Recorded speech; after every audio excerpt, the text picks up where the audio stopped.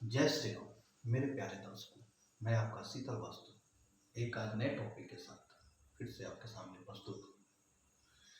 मेरे पिछले वीडियो में आपने ये समझा कि हमारा स्टेयर कहाँ होना चाहिए और कहाँ नहीं होना चाहिए। अब कहाँ नहीं होना चाहिए, उसके हमें क्या परिणाम मिलेंगे, उसके क्या प्रभाव होंगे हमारे जीवन पे, उस बारे में आज चर्चा करेंगे। तो हमारा टॉपिक है कि अगर हमारा स्टेयर मिडिल नॉर्थ से मिडिल ईस्ट तक बनता है तो हमारे जीवन में उसका क्या प्रभाव और उसके क्या दुष्परिणाम प्राप्त होंगे। तो सबसे पहले ये समझते हैं कि ये एक वर्गाकार प्लॉट है जिसका नॉर्थ, ये साउथ, ईस्ट और ये वेस्ट, ये मिडिल नॉर्थ और ये मिडिल ईस्ट। इसके बीच में अगर कहीं भी सीढ़ी बना तो हमारे जीवन में क्या प्रभाव आएंगे और क्या दुष्परिणाम होंगे, आज उसके बारे में चर्चा करेंगे। सबसे पहला इशू अगर यहाँ आता है तो मुझे ये डेप्थ देता है। दूसरा वेल रिलेटेड डिजीज देगा। तीसरा हार्ट इश्यूज देगा।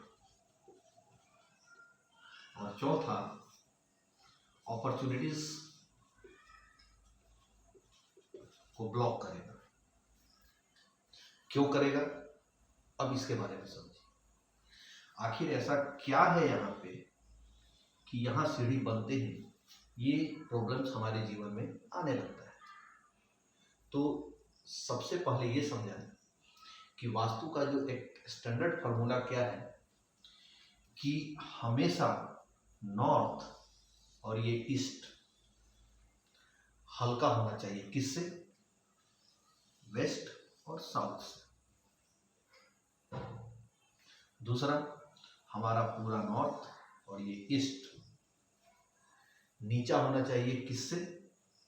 साउथ से और वेस्ट से। ये एक स्टैंडर्ड फॉर्मूला है वास्तु का। अब अगर यहाँ सीढ़ी बनता है तो एक तो आपका नॉर्थ और ईस्ट दोनों भारी, दोनों हैवी हो गए। दूसरा, अब यहाँ अगर सीढ़ी बनता है, कहीं भी इस एरिया में सीढ़ी बनता है तो हमारा सबसे जो ममटी बनाते हैं हम लोग, सीढ़ी का जिसको बोलते हैं, वो अगर बनाते हैं तो सबसे ऊंचा हो जाता है ये स्तर। बस ये जैसे ही भारी और ऊंचा हुआ, ये सारी समस्याएं आपको मिलनी स्टार्ट हो जाएगी। यही कारण है कि यहाँ सीढ़ी नहीं बनाया जाता है। यहाँ अगर आपका नॉर्थ ईस्ट में सीढ़ी बन गया तो इसका कोई उपाय नहीं है, कोई उपाय नहीं है। इसको आपको रिमूव करना ही पड़ेगा। आप यहाँ सीढ़ी बनाते हैं, यहाँ सीढ़ी बनाते हैं, यहाँ सीढ़ी बनाते हैं, इसका एक उपाय है।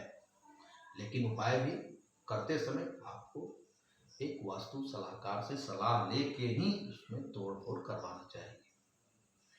क्योंकि कोई भी घर में अगर निगेटिविटी है तो उसको दूर करते समय या YouTube से वीडियो देखकर उसको सही करते समय हमें उसके दुष्परिणाम प्राप्त होने लगते हैं। इसीलिए कोई भी तोड़फोड़ अपने घर में किसी सही वास्तु सलाहकार से ही करवाना चाहिए, ताकि वो चारों तरफ से एक बार पूरा दोष को देख ले, कहाँ कहाँ दोष है आपके घर में। फिर वो सीक्वेंस वाइज ही आपको वो सुधार करवाना है।